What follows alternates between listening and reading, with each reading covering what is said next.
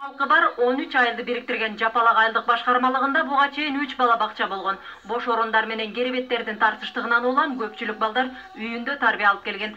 Жагдайга көңүлү түтпөгөн 80 жаштагы Жаңыбай Казакбаев өзүнө тийиштүү жер тилкесин бакчаны балдар ойночу аянтчасына кошуп берген. Өзümün 30 nevrem var, 40 çevrem var. Özüm 80'e çıktım. Şu yerine verdim. Şu yerimi faydalansın dedim. Elim bazen geldim adres satı aç otarız.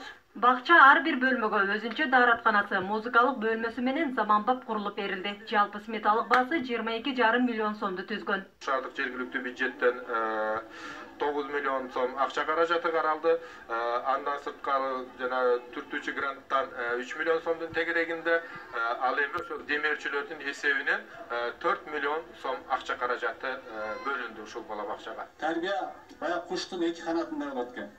Ошон үчүн урматтуу апалар, аталар, бул жерде көбүнчө апалар турат.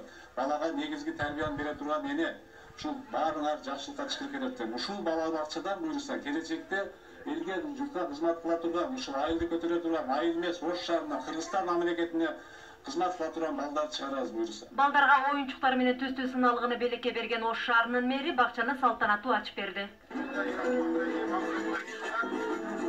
Бөлмөлөрү кенен терезелери жарык 2 кабаттуу бул бакчаны куруу 2014-жылы башталган. Керектүү эмеректердин баары алынып келинген. Бакча жетекчилиги 180 баланы алууга мүмкүнчүлүк бар экенин, бул үчүн 2 кабаттуу керебеттер керек болорун айтат. Ал эми жаш бөбөктөр менен ата-энелердин кубанычында чек жок.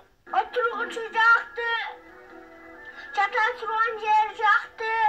Балдарыбыз үйдө болчу.